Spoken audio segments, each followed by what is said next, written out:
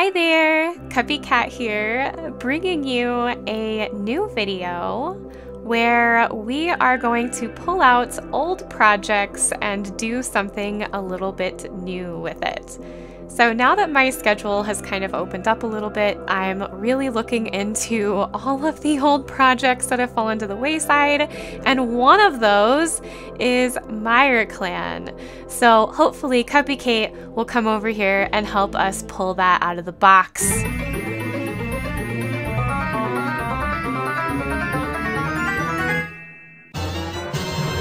Ta-da! Oh dear, poor MireClan definitely got forgotten. I had started drawing MireClan as a challenge of a random cat generator and drawing those cats. Well, I want to bring it back, but I thought, how fun would it be to make these cats in Warrior Cats Ultimate Edition? Like, let's do this. So this is the random video I kept talking about that I wanted to do, but I'd honestly like to do more of these because I had so much fun, and you'll get to see that as I start creating the cats, which we will start right now. I started with Fiddlestar, the leader of MireClan. So I gave a little backstory on MireClan and Fiddlestar in the speed paint that I did when I started the art challenge for doing a random clan generator. If y'all want a little more insight on Fiddlestar and the story of MireClan, I highly suggest you check out that speed paint. I will make sure to link it at the end of this video. Speaking of video, y'all, if you like this, I highly suggest you like and subscribe. I love making content like this. I'm hoping to make more content very similar to this in the future, and so please join the community, the family, if you enjoy watching this. Now, Fiddlestar I based on an oriental cat. They tend to have longer snouts, slightly bigger ears, and some of them even have very fluffy necks, even though the rest of their body is sleek. So that was the inspiration I was going for when I created Fiddlestar. And now you can see him atop his rock in all his glory, hoping that he doesn't change into his alternate form as the moon is full tonight. Next is Ravenfoot, the deputy. Now she is simply a black cat, a short hair black cat to be specific, and I will tell you it is very difficult to make a single colored cat look unique.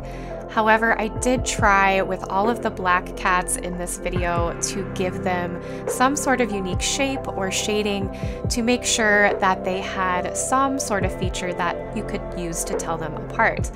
Now, Ravenfoot does have a sister and a brother that's in this clan that you'll see later, and you'll definitely see the resemblance, but she is our take no prisoners deputy.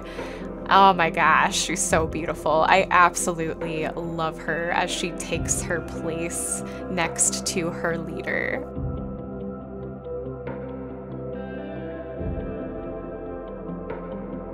Now for our medicine cat, Goldenstone, and I tried to make her a golden orange color just as her name suggests.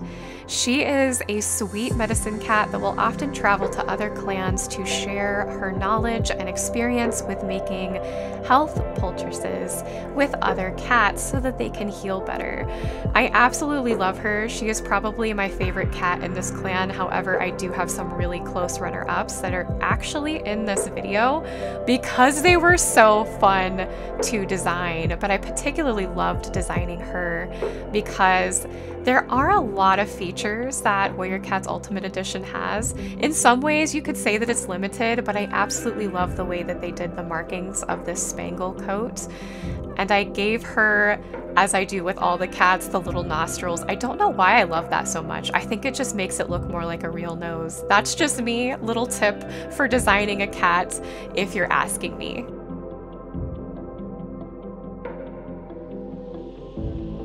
And there she is approaching the moonstone, looking glorious as ever as she awaits for StarClan to give her a message. Now for our first warrior, Hornet Foot.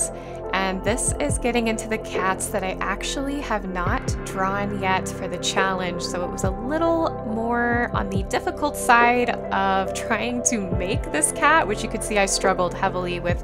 What snout size do I want? What ears do I want? And I keep kind of fiddling through all the different options, but Hornetfoot is supposed to be a short-haired black and red classic calico she-cat with amber eyes. I will say after designing this, I for some reason just picture her being kind of spastic and crazy, loving to be out in the wilds away from the camp.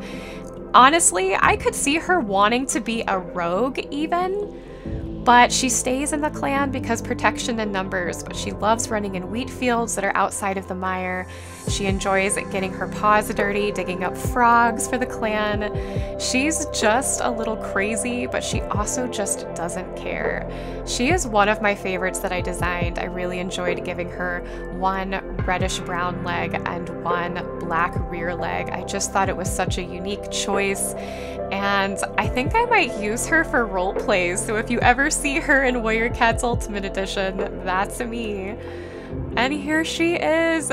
She looks so beautiful against the snow right now. She's looking for her favorite sunning spot, which is just right about, yes, perfect. Next, we have Ravenfoot's brother, Slugflower, who is a dashing, long-haired black tom with yellow eyes. I had a lot of fun designing him, mainly because his shape was going to be so different from Ravenfoot and their sister, Starlingheart, which you will actually see next. I wanted him to look like he knew he was the boss, as you can see him basking in the sunlight, that he is the most desired tom in the clan, and he shows it because he truly is. He is also one of the only toms, if not the only tom that's in the clan. This is a very small clan, guys, as you could probably see from the list in the beginning. Next is Starlingheart, and she is very similar to both Slugflower and Ravenfoot in appearance, but very different in attitude. She's extremely sweet and cautious. She's an excellent hunter because she's so quiet, but otherwise she really keeps to herself. She's not loud, she's not needy, she's just a quiet cat. And I think the others might think she's a bit odd because of that. I had a lot of fun designing her, giving her a blind eye and adding a few lighter details like the diamond on her forehead and the little lighter patch on her chest. It gave her some unique features that her brother and sister didn't have, and I thought it fit her name really, really well. She looks absolutely beautiful against the moonlight, and I simply adore her and her personality. She's another cat I could absolutely see myself role-playing. And for our last cat in this video, the final warrior, Aspenbriar. Now, I had a little bit of confusion with the description of Aspenbriar, which is a short-haired white she-cat with a blue and cream classic calico tabby tail and ears and gold eyes. And I was like, wait, do you mean splotches of blue and cream classic calico tabby, or what are you talking about? And then I thought about it for a while, and I was like, oh, they just mean the ears and the tail. So when I designed Aspenbriar, I decided to add a little bit to her face, but she's mostly white. She ended up being probably my favorite design.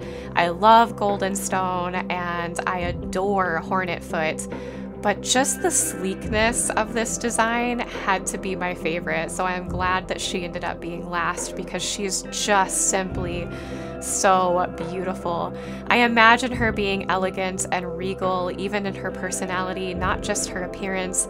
Almost kind of like a Blue Star before, you know, Blue Star kind of went crazy. Anyway, that is all for part 1 of this video. Stay tuned for part 2 later on, where we will do the apprentices, queens, elders, and maybe a couple kits.